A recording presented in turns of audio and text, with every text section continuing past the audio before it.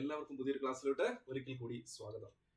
Basic finance for daily life, അതുമായിട്ട് ബന്ധപ്പെട്ടുള്ള കുറച്ച് MCQ ക്വസ്റ്റ്യൻസ് ആണ്. 5 MCQ ക്വസ്റ്റ്യൻസും അതിന്റെ എക്സ്പ്ലനേഷനുമാണ് ഇന്നത്തെ ക്ലാസ് നമ്മൾ ഡിസ്കസ് ചെയ്യാനായിട്ട് പോകുന്നത്. സോ നമുക്ക് സമയം കളയണ്ട, പെട്ടെന്ന് ഡിസ്കസ് ചെയ്ത് തുടങ്ങാം. സോ എന്താണ് ഒന്നാമത്തെ ക്വസ്റ്റ്യൻ? വളരെ സിമ്പിൾ ആയിട്ടുള്ള ഒരു ക്വസ്റ്റ്യൻ ആണ്. What is finance? എന്താണ് ഫിനാൻസ് എന്നാണ് ചോദിച്ചിരിക്കുന്നത്. 4 options. First one, the study of managing money and investment. Second one is the study of human behavior. Third one is the study of language. And fourth one is the study of history. So 4 options ആണ് നമ്മുടെ മുന്നിലുള്ളത്. എന്താണ് finance? ഇതാണ് question. So answer എന്താണെന്ന് ഇപ്പോൾ നിങ്ങളുടെ മൈൻഡിൽ കാണും. സോ എന്താണ് നമുക്ക് അതിന്റെ ഒരു ജസ്റ്റ് ഫിനാൻസ് എന്താണെന്നുള്ളതിന്റെ ഒരു എക്സ്പ്ലനേഷൻ നമ്മളൊന്ന് കണ്ടിട്ട് നമുക്ക് ആൻസറിലോട്ട് പോകാം. The finance is defined as the management of money and including the activities such as investing, borrowing, lending, budgeting, savings and forecasting. So finance എന്താണെന്നുള്ളതിനെ കുറിച്ച് ഒരു ധാരണ കിട്ടി. Finance is defined as management of money. പൈസയെ അല്ലെങ്കിൽ പണത്തിനെ manage ചെയ്യുക. അതിനകത്ത് എന്തൊക്കെ അടങ്ങിയിട്ടുണ്ട്? Including activities such as investing, നിങ്ങളുടെ പൈസ ഇൻവെസ്റ്റ് ചെയ്യുക, നിങ്ങളുടെ പൈസ ബോറോ ചെയ്യുക, മറ്റു ബാങ്കുകളിൽ നിന്ന് മറ്റു സ്ഥലങ്ങളിൽ നിന്ന് പൈസ ബോറോ ചെയ്യേണ്ടതായിട്ട് വരും. ഇത് ഫിനാൻസിന്റെ ഭാഗമാണ്, സോഴ്സ് ഓഫ് ഫിനാൻസിന്റെ ഭാഗമാണ്. ലെൻഡ് ചെയ്യുന്നവരുണ്ട്. ഈ പൈസ ആർക്കാണോ ആവശ്യമുള്ളത് അവർക്ക് പൈസ ലെൻഡ് ചെയ്യുന്ന ആൾക്കാരുണ്ട്. അപ്പൊ ലെൻഡിങ് ഒരു ഫിനാൻസ് ഫംഗ്ഷൻ ആണ്. ബോറോവിംഗ് ഉണ്ട്, ലെൻഡിങ് ഉണ്ട്, ബഡ്ജറ്റിംഗ് ഫിനാൻസിന്റെ ഒരു ഭാഗമാണ്, സേവിങ്സ് ഒരു ഫിനാൻസിന്റെ ഭാഗമാണ്, ഫോർകാസ്റ്റിംഗ് ഒരു ഫിനാൻസിന്റെ ഭാഗമാണ്, സ്പെൻഡിങ് ഓൾസോ ഫിനാൻസിന്റെ ഒരു ഭാഗമാണ്.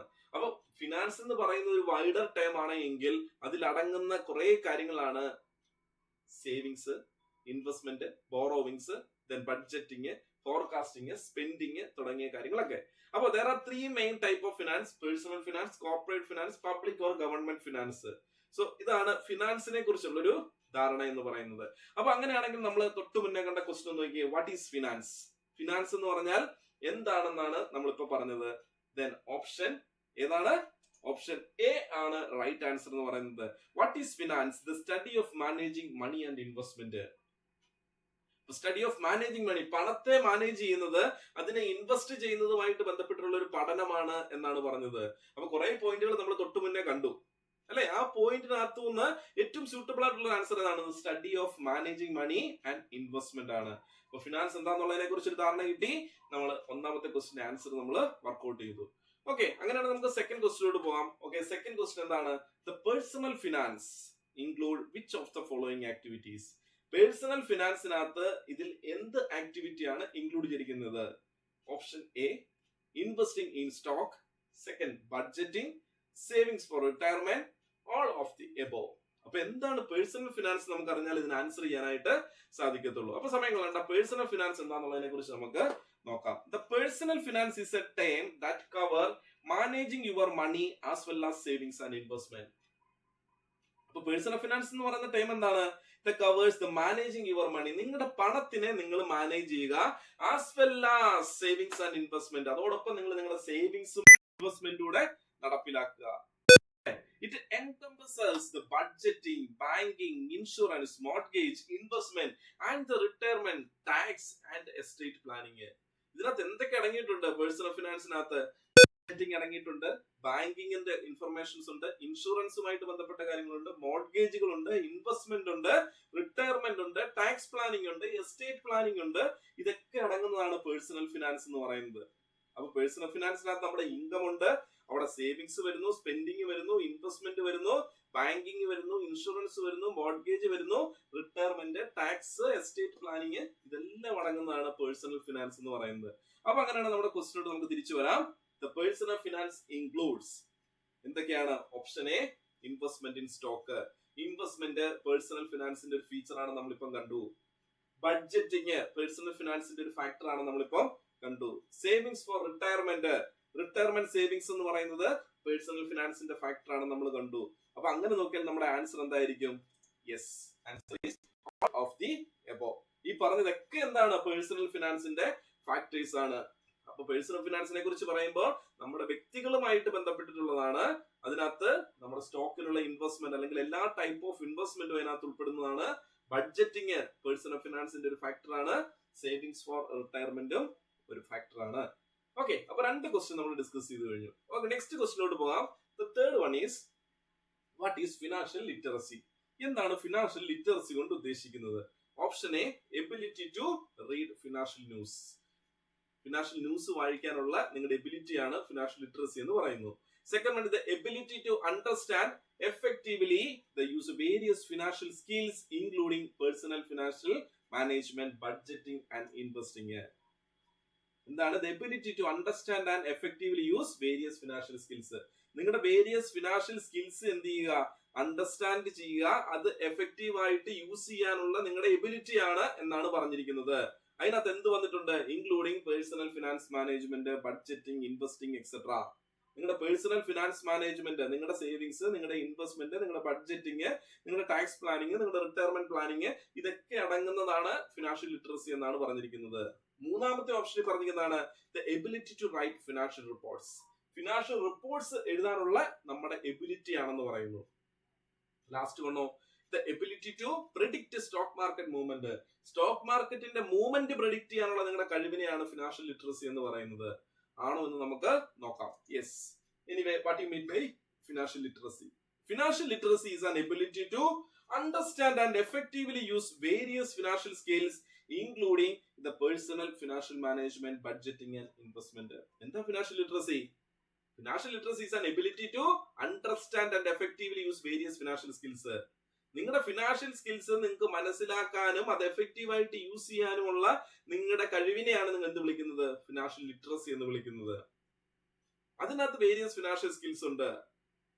അതിനകത്ത് നമ്മുടെ പേഴ്സണൽ ഫിനാൻഷ്യൽ മാനേജ്മെന്റ് ഉണ്ട്, ബഡ്ജറ്റിംഗ് ഉണ്ട്, ഇൻവെസ്റ്റ്മെന്റ് ഉണ്ട്, ടാക്സ് പ്ലാനിംഗ് ഉണ്ട്, റിട്ടയർമെന്റ് പ്ലാനിംഗ് ഉണ്ട്. ഇതിനെല്ലാം കൂടെ ചേർത്തുള്ളതാണ് നമ്മുടെ ഫിനാൻഷ്യൽ ലിറ്ററസി എന്ന് നമ്മൾ ഉദ്ദേശിച്ചിരിക്കുന്നത്. അപ്പൊ മാർക്കറ്റിലുള്ള ഇൻവെസ്റ്റ്മെന്റ് ഓപ്ഷനെ പറ്റി, അതിന്റെ റേറ്റിനെ പറ്റി, അതിന്റെ റിസ്കിനെ പറ്റി, സേവിങ്സ് ഓപ്ഷൻ, അതിന്റെ റേറ്റ്, അതിന്റെ റിട്ടേൺ, റിട്ടയർമെന്റ് പ്ലാനുകൾ, അതിന്റെ ബെനിഫിറ്റ്സുകൾ, ദെൻ ടാക്സ് പ്ലാനിങ് ഓപ്ഷൻസ് തുടങ്ങി ഈ മാർക്കറ്റിലുള്ള എല്ലാ ഫിനാൻഷ്യൽ റിലേറ്റഡ് കോൺസെപ്റ്റ്സുകളെ കുറിച്ച് നമുക്കൊരു ധാരണ ഉണ്ടാക്കുക. അത് എഫക്റ്റീവ് ആയിട്ട് നമുക്ക് ഹാൻഡിൽ ചെയ്യാനുള്ള നമ്മുടെ കപ്പാസിറ്റിയാണ് നമ്മൾ ഫിനാൻഷ്യൽ ലിറ്ററസി കൊണ്ട് ഉദ്ദേശിക്കുന്നത്. അങ്ങനെയാണെങ്കിൽ നമുക്ക് അതിന്റെ ആൻസർ എന്താണെന്ന് നോക്കാം. Then financial literacy, what is financial literacy എന്നാണ് ചോദിച്ചിരിക്കുന്നത്. റൈറ്റ് ആൻസർ ഓപ്ഷൻ 2 ആണ്. The ability to understand and effectively use various financial skills including personal finance management, budgeting and investing. Okay, clear എന്ന് വിശ്വസിക്കുന്നു. അങ്ങനെയാണെങ്കിൽ നെക്സ്റ്റ് ക്വസ്റ്റിനോട് നമുക്ക് പോവാം. ഓക്കെ, ഫോർത്ത് വൺ, നാലാമത്തെ ക്വസ്റ്റിനോട് പോവാം. നാലാമത്തെ ക്വസ്റ്റൻ എന്താണ്? Which of the following is not a benefit of financial literacy? Financial ലിറ്ററസിയുടെ ഭാഗം അല്ലാത്തത് എന്താണെന്ന് ചോദിച്ചാൽ not a benefit of financial literacy. Financial literacy എന്താ നമ്മൾ തൊട്ട് മുന്നേ കണ്ടു. അപ്പൊ അതിന്റെ ഫാക്ടർ അല്ലാത്തത് എന്താണെന്ന് ചോദിച്ചിരിക്കുന്നത്. So option A, the improved ability to manage money. Second one is financial decision making skill, increased likelihood of financial mistakes, then better planning for future financial needs. 4 options ആണ് നമ്മുടെ മുന്നിലുള്ളത്. അപ്പൊ എന്തൊക്കെയാണ് ഫിനാൻഷ്യൽ ലിറ്ററസിയുടെ benefit എന്ന് നമുക്ക് അറിയണ്ടേ? അപ്പൊ എന്തൊക്കെയാണ് ഫിനാൻഷ്യൽ ലിറ്ററസിയുടെ കോമൺ ആയിട്ടുള്ള ബേസിക് ആയിട്ടുള്ള കുറച്ച് ബെനിഫിറ്റ്സ് നമുക്ക് നോക്കാം. First one is the financial literacy help to improve your financial decision making. നിങ്ങളുടെ ഡിസിഷൻ മേക്കിംഗ് ഇംപ്രൂവ് ചെയ്യാനായിട്ട് സാധിക്കുന്നു. ഫിനാൻഷ്യൽ ഡിസിഷൻ മേക്കിംഗ് പോസിബിൾ ആണ്. ഇൻക്രീസ്ഡ് സേവിങ്സ് ആൻഡ് ഇൻവെസ്റ്റ്മെന്റ്, നിങ്ങളുടെ സേവിങ്സ് ഇൻക്രീസ് ചെയ്യുന്നു, നിങ്ങളുടെ ഇൻവെസ്റ്റ്മെന്റ് ഇൻക്രീസ് ചെയ്യുന്നു. ബെറ്റർ ഡെപ്റ്റ് മാനേജ്മെന്റ് കുറച്ചുകൂടെ ബെറ്റർ ആയിട്ട് നമുക്ക് ചെയ്യാനായിട്ട് പറ്റുന്നു, മാനേജ് ചെയ്യാൻ പറ്റുന്നു. Enhanced financial stability and security, നമ്മുടെ ഫിനാൻഷ്യൽ സ്റ്റെബിലിറ്റി കുറച്ചുകൂടെ ഫിക്സ് ചെയ്യാനായിട്ട് അതിന്റെ സെക്യൂരിറ്റി ഉറപ്പുവരുത്താൻ നമുക്ക് സാധിക്കുന്നു. ഇംപ്രൂവ്ഡ് ക്രെഡിറ്റ് സ്കോർ, നമ്മുടെ ക്രെഡിറ്റ് സ്കോർ ഇംപ്രൂവ് ചെയ്യാൻ സാധിക്കുന്നു. Reduced financial stress and anxieties, ഫിനാൻസുമായിട്ട് ബന്ധപ്പെട്ടുള്ള നമ്മുടെ സ്ട്രെസ് ഒഴിവാക്കുന്നു, ആൻസൈറ്റി ഒഴിവാക്കാം. Improved retirement planning, then improved ability to achieve long-term financial goals, improved access to credit and loans, then improved understanding of financial products and services. Okay, അപ്പൊ കുറെ ബെനിഫിറ്റ്സുകൾ നമ്മൾ കണ്ടു, അല്ലെങ്കിൽ ഫിനാൻഷ്യൽ ലിറ്ററസി നമ്മളെ ഹെൽപ്പ് ചെയ്യുന്ന കുറെ ഫാക്ടേഴ്സ് നമ്മൾ കണ്ടു. അപ്പൊ ബെനിഫിറ്റ്സ്, ക്വസ്റ്റ്യൻ എന്തായിരുന്നു? Which of the following is not a benefit of financial literacy? Financial literacy കൊണ്ട് കിട്ടാത്തൊരു ബെനിഫിറ്റ് ആണ് ചോദിച്ചിരിക്കുന്നത്. അപ്പൊ നമുക്ക് തീർച്ചയായിട്ടും പറയാം 3 ഓപ്ഷൻസ് എന്തായെങ്കിലും ഫിനാൻഷ്യൽ ലിറ്ററസിയുടെ ബെനിഫിറ്റ് ആയിരിക്കും. ഏതെങ്കിലും ഒരെണ്ണമായിരിക്കും റോങ് ആയിട്ടുള്ളത്. അപ്പൊ എന്തൊക്കെയാണെന്ന് നോക്കാം. ഫസ്റ്റ് വൺ നോക്കി, improved ability to manage money. So നമ്മൾ കണ്ട ഫീച്ചറിനകത്ത് അല്ലെ കണ്ട ഫാക്ടറിനകത്ത് ബെനിഫിറ്റ്സിനകത്ത് പറഞ്ഞിരുന്നതാണ് എബിലിറ്റി ടു മാനേജ് മണി. അപ്പൊ ഓപ്ഷൻ എ അല്ല എന്തായാലും ആൻസർ. ഓപ്ഷൻ എ ഫിനാൻഷ്യൽ ലിറ്ററസിയുടെ ബെനിഫിറ്റ് ആണ്. ദെൻ രണ്ടാമത്തെ നോക്കിയേ, financial decision making skill.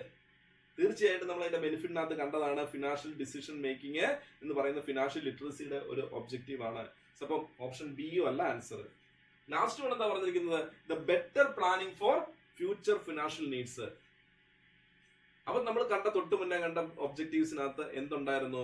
Financial literacy help to better planning for future financial needs. നിങ്ങളുടെ ഫ്യൂച്ചർ ഫിനാൻഷ്യൽ നീഡ്സിനെ ഏറ്റവും പ്രോപ്പർ ആയിട്ട് നിങ്ങൾക്ക് ഡിസൈഡ് ചെയ്യാൻ, പ്ലാൻ ചെയ്യാൻ ഫിനാൻഷ്യൽ ലിറ്ററസി ഹെൽപ്പ് ചെയ്യുമെന്ന് പറഞ്ഞു. അപ്പൊ അതും എന്താണ്? ഫിനാൻഷ്യൽ ലിറ്ററസിയുടെ ബെനിഫിറ്റ് ആണ്. അപ്പൊ ഇപ്പൊ നമ്മൾ പറഞ്ഞ 3 പോയിന്റ് ഫിനാൻഷ്യൽ ലിറ്ററസിയുടെ ബെനിഫിറ്റ് ആണെങ്കിൽ തീർച്ചയായിട്ടും ഇനി ഇതിൽ പെടാത്ത ഏതാണ്? Increased likelihood of financial mistakes അല്ലെ? അപ്പൊ ആൻസർ എന്താണ് നമുക്ക് നോക്കിയാലോ? യെസ്, ആൻസർ എന്ന് പറഞ്ഞാൽ which of the following is not a benefit of financial literacy. ഈ തന്നിരിക്കുന്ന ഓപ്ഷനിലെ ആൻസർ ഏതാണ്? Increased likelihood of financial mistakes. Okay, അങ്ങനെയാണെങ്കിൽ നമുക്ക് ഇനി 5ാമത്തെ ക്വസ്റ്റ്യനിലോട്ട് പോയാലോ? The financial literacy includes. Financial ലിറ്ററസിയിൽ എന്തൊക്കെ കാര്യങ്ങൾ അടങ്ങിയിട്ടുണ്ട്? First one is only saving money. പൈസ സേവ് ചെയ്യാന്നുള്ളത് മാത്രമാണ് ഫിനാൻഷ്യൽ ലിറ്ററസി എന്നാണ് പറയുന്നത്. ഓൺലി സേവിങ് മണി, അത് മാത്രമാണെന്നാണ് പറഞ്ഞിരിക്കുന്നത്. രണ്ടാമത്തെ ഓപ്ഷൻ പറഞ്ഞിരിക്കുന്നതാണ് understand the how to earn, spend, save, invest and protect money. എങ്ങനെ പൈസ ഏൺ ചെയ്യണം, സ്പെൻഡ് ചെയ്യണം, സേവ് ചെയ്യണം, ഇൻവെസ്റ്റ് ചെയ്യണം, പ്രൊട്ടക്ട് ചെയ്യണം എന്നുള്ളതിനെ കുറിച്ച് മനസ്സിലാക്കുകയാണ് ഫിനാൻഷ്യൽ ലിറ്ററസി എന്ന് പറയുന്നു. മൂന്നാമത്തെ ഓപ്ഷനിൽ പറയുന്നു ഇഗ്നോറിംഗ് ഇൻവെസ്റ്റ്മെന്റ് ഓപ്ഷൻ. ഇൻവെസ്റ്റ്മെന്റ് ഓപ്ഷനെ ഇഗ്നോർ ചെയ്യുന്നതാണ് ഫിനാൻഷ്യൽ ലിറ്ററസി എന്ന് പറയുന്നു. അടുത്ത avoiding all type of loan. എല്ലാ ലോണുകളും ഒഴിവാക്കുകയാണെന്ന് പറയുന്നു. അപ്പൊ ഏതായിരിക്കും ഇതിന്റെ ആൻസർ എന്ന് പറയുന്നത്?